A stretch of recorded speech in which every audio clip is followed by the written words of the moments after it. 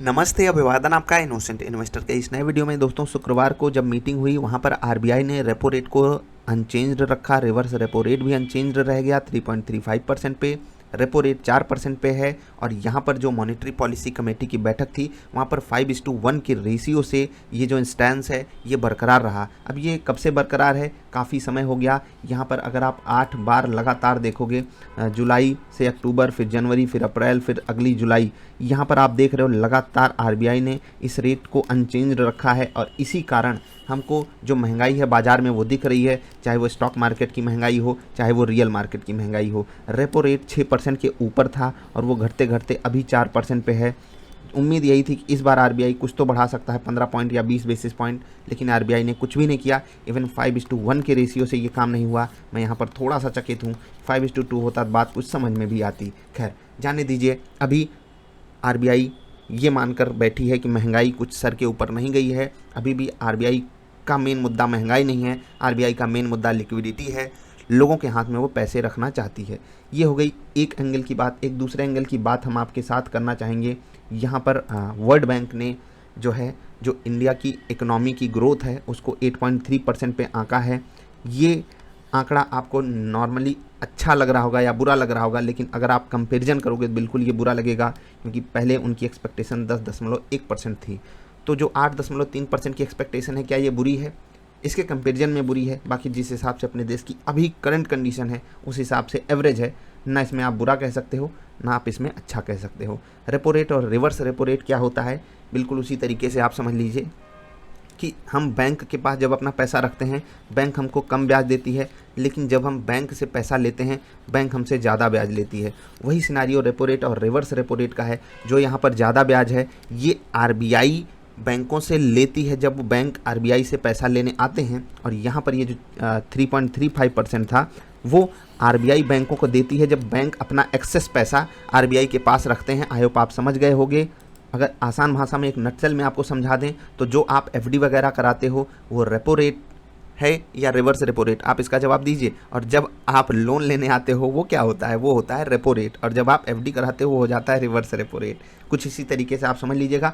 अब हम बिल्कुल कुछ बेसिक चीज़ें डिस्कस करेंगे, क्योंकि काफ़ी ज़्यादा इस पर सवाल आए हैं। लोगों को कुछ बातें समझ में नहीं आती, इनको ये छोटी सी बात समझनी थी, रेपो रेट और वर्ल्ड बैंक का डेटा। आप समझ कर वीडियो लाइक करके या डिसलाइक करके जा सकते हो। हम अब थोड़ी सी बिल्कुल स्टॉक मार्केट की बेसिक बातें करेंगे, क्योंकि यहाँ पर हमारे पास काफ़ी सवाल आए हैं और ये वीडियो मैं आपको रिकमेंड भी करूंगा। जो लोग ऐसे सवाल पूछेंगे वो यहाँ पर आकर देख लें, क्योंकि यहाँ पर आपके लिए सीखने के लिए काफ़ी अच्छी अच्छी चीज़ें रहेंगी।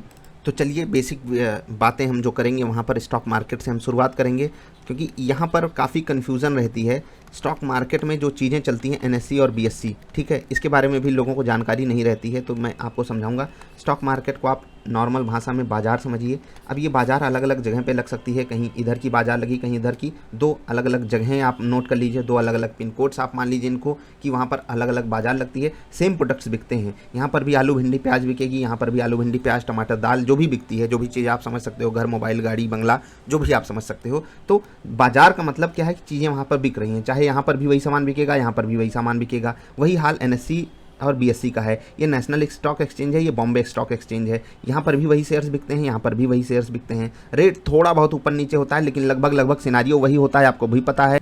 क्योंकि रेट कैसे डिसाइड होता है, प्रोडक्ट की अवेलेबिलिटी पे। अगर प्रोडक्ट अवेलेबल है तो रेट कम रहेगा। डिमांड एंड सप्लाई के कारण थोड़ा बहुत ऊपर नीचे हो सकता है। जैसे अगर आलू यहाँ पर 20 रुपये किलो है, हो सकता है यहाँ पर 21 रुपये किलो हो। जैसे यहाँ पर मान लीजिए कोटक महिंद्रा बैंक का स्टॉक 2000 रुपये का है और यहाँ पर हो सकता है 1995 का हो सकता है। बिल्कुल इसकी पॉसिबिलिटी है, थोड़ा बहुत ऊपर नीचे यहाँ पर भी हो सकता है। 1 2 3 4 5 रुपये यहाँ पर भी डिफरेंस हो सकता है, यहाँ पर भी डिफरेंस हो सकता है। आई होप आप समझ गए होंगे। तो स्टॉक मार्केट एक बाजार है, बाजार के टर्म को आप मान सकते हो, ठीक है। स्टॉक्स की खरीद बिक्री यहाँ पर होती है, दो जगहों पे हो सकती है, नेशनल स्टॉक एक्सचेंज और बॉम्बे स्टॉक एक्सचेंज, ठीक है। अब यहाँ से कंसेप्ट आता है ब्रोकर्स का, ठीक है।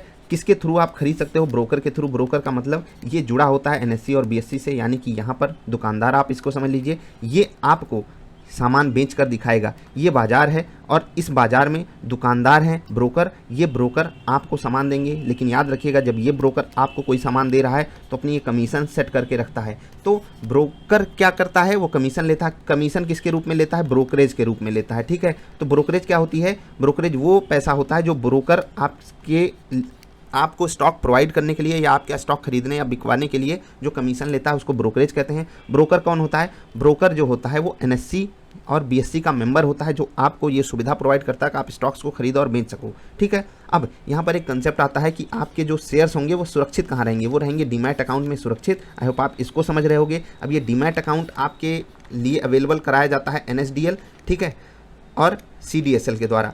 अब यहाँ पर आपके शेयर सुरक्षित रहते हैं। जो यहाँ पर फीस आपसे वसूली जाती है उसको पता है क्या कहा जाता है? उसको कहा जाता है DP चार्जेस। आई होप आप इससे भी परिचित होंगे, जिनको नहीं पता वो जान गए होंगे। तो DP चार्जेस भी आप जान गए। अब ओवरऑल सिनारियो में मैं प्राइस डिस्कवरी पे आता हूँ, क्योंकि यहाँ पर काफ़ी ज़्यादा सवाल आते हैं। प्राइस डिस्कवरी क्या होती है? प्राइस डिस्कवरी क्या होती है कि जैसे मान लेते हैं कि मैं आपके सामने कोई भी एक शर्ट लेकर आ जाऊँ और कहूँ कि ये 500 रुपये की शर्ट है। अब आप कैसे डिसाइड करोगे ये 500 रुपये की शर्ट है? उसमें जो प्रोडक्ट्स लगे हैं उनकी कॉस्टिंग आप निकालोगे, बिल्कुल निकालोगे ना, तो उसी से डिसाइड होगा हाँ भाई साहब ये 500 की शर्ट हो सकती है, क्योंकि इसमें 450 रुपये का तो सामान जो है वो लगा हुआ है। तो इसी हिसाब से हम भी एक शेयर का दाम डिस्कवर करते हैं। कैसे कि इसकी बुक वैल्यू मान लेते हैं 200 रुपये है और ये अपनी बुक वैल्यू से थोड़ा बहुत तो महंगा ट्रेड करेगा ही, क्योंकि कमीशन तो लेगी ही कंपनी। और उसके बाद ये अपनी बुक वैल्यू जब की दिखा रहा है, उसके बाद से कंपनी ने बहुत सारी ग्रोथ की होगी, बहुत सारा प्रॉफिट दिखाया होगा, बहुत सारा डिविडेंड बांटा होगा। इस बेस पे भी प्राइस डिस्कवरी होती है। दूसरी प्राइस डिस्कवरी क्या होती है? उसी ग्रुप के और स्टॉक्स कैसे ट्रेड कर रहे हैं। तो प्राइस टू अर्निंग रेशियो, इस पर मैंने अलग से वीडियो भी बनाई है। तो प्राइस टू अर्निंग रेशियो क्या होता है ये भी समझ लीजिए। मतलब प्राइस, एक पर्टिकुलर प्राइस सेट कैसे होता है? बुक वैल्यू से, फेस वैल्यू से। फेस वैल्यू हो सकती है 10 रुपये, ठीक है, 5 रुपये, 2 रुपये, 1 रुपये, ये होती है फेस वैल्यू। ठीक है, जहाँ से स्टॉक की शुरुआत होती है 1 रुपये, 2 रुपये, 5 रुपये, और उसके बाद उसमें प्रीमियम जुड़ता है। बुक वैल्यू क्या होती है? जो सारे एसेट्स होते हैं उनका कंबाइंड जो वैल्यू होती है उसको बुक वैल्यू कहते हैं। और प्राइस टू अर्निंग रेशियो क्या होता है? ये सबसे जरूरी है, क्योंकि इस पे काफ़ी लोग डिसीजन भी लेते हैं। कभी कभी सस्ते पी वाले स्टॉक्स लेने चाहिए, कभी कभी महंगे। प्राइस डिस्कवरी में प्राइस टू अर्निंग रेशियो का काफ़ी बड़ा रोल होता है। आपके लिए एकदम आसान भाषा में सिर्फ इतना समझिएगा कि आपको 1 रुपये जब वो कंपनी कमा कर दे रही है तो आपके हाथ से वो कितना कैश इन हैंड ले रही है अपने हाथ में। मतलब कि अगर आप 100 रुपये का कोई स्टॉक खरीदते हो और वो 1 रुपये आपको कमा कर दे रहा है, समझ रहे हैं, 100 रुपये का स्टॉक आपको 1 रुपये कमा कर दे रहा है, इसकी इसकी जो प्राइस टू अर्निंग रेशियो है वो कितना हुआ? केवल वो आपको 1 रुपये कमा कर दे रहा है साल भर में, तो 100 का प्राइस टू अर्निंग रेशियो हुआ ना। जी हाँ, प्राइस जिसका इतना है, अर्निंग 1 रुपये है, तो यही चीज़ अलग लेवल पे जाती है। निफ्टी का अभी का लगभग प्राइस टू अर्निंग रेशियो 40 है, यानी कि निफ्टी आपसे 40 रुपये वसूल रही है। आपको जो है 40 रुपये देने पड़ रहे हैं 1 रुपये कमाने के लिए। समझ गए? आई होप आपको ये बात समझ में आ गई होगी। तो प्राइस टू अर्निंग रेशियो क्या होता है कि आप पर्टिकुलर इंडेक्स को, पर्टिकुलर स्टॉक को 1 रुपये कमाने के लिए कितना पैसा देने के लिए तैयार खड़े हो। आई होप आप ये भी बात समझ गए होंगे। तो ये सब बहुत बेसिक बातें थी। कुछ लोग सवाल पूछते रहते हैं तो मैंने आपको समझा दिया।